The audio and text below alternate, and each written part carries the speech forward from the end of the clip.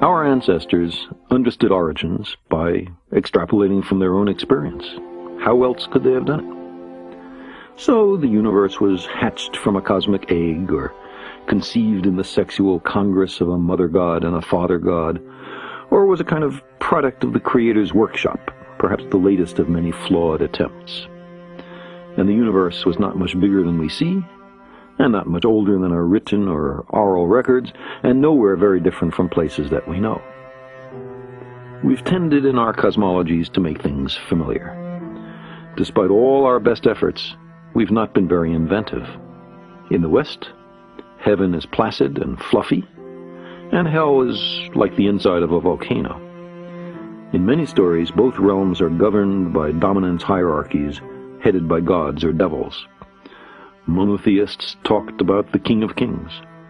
In every culture, we imagined something like our own political system running the universe. Few found the similarity suspicious. Then science came along and taught us that we are not the measure of all things, that there are wonders unimagined, that the universe is not obliged to conform to what was considered comfortable or plausible. And again, if we're not important, not central, not the apple of God's eye, what is implied for our theologically based moral codes? The discovery of our true bearings in the cosmos was resisted for so long and to such a degree that many traces of the debate remain, sometimes with the motives of the geocentrists laid bare. So, what do we really want from philosophy and religion? Palliatives? Therapy? Comfort? Do we want reassuring fables, or an understanding of our actual circumstances? Dismay that the universe does not conform to our preferences seems childish. You might think that grown-ups would be ashamed to put such disappointments into print. The fashionable way of doing this is not to blame the universe, which seems truly pointless, but rather to blame the means by which we know the universe, namely, science.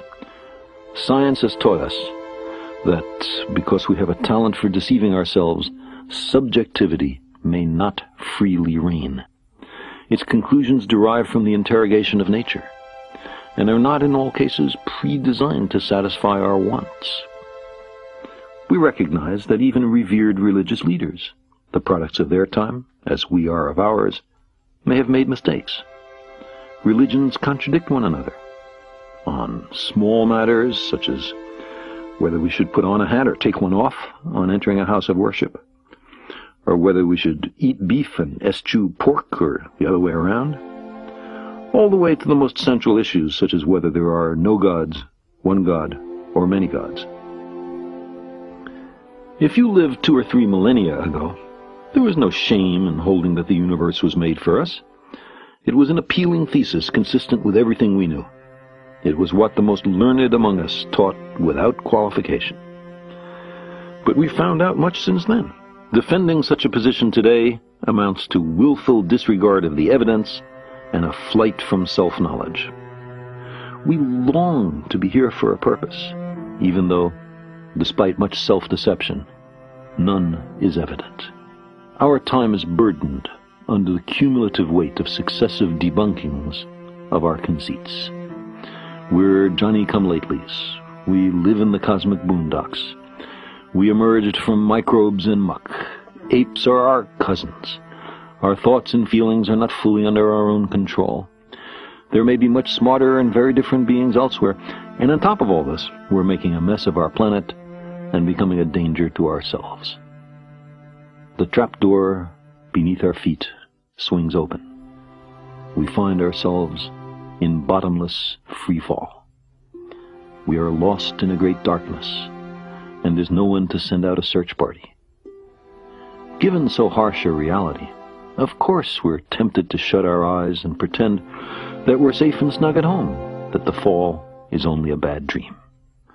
Once we overcome our fear of being tiny, we find ourselves on the threshold of a vast and awesome universe that utterly dwarfs, in time, in space, and in potential, the tidy anthropocentric proscenium of our ancestors.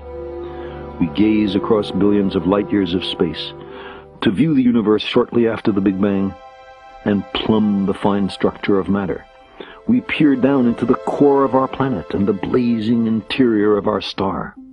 We read the genetic language in which is written the diverse skills and propensities of every being on Earth. We uncover hidden chapters in the record of our own origins. We invent and refine agriculture, without which almost all of us would starve to death.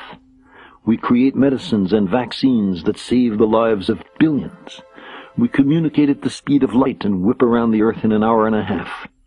We have sent dozens of ships to more than 70 worlds and 4 spacecraft to the stars.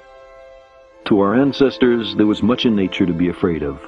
Lightning, storms, earthquakes, volcanoes, plagues, drought, long winters. Religions arose in part as attempts to propitiate and control, if not much to understand, the disorderly aspect of nature.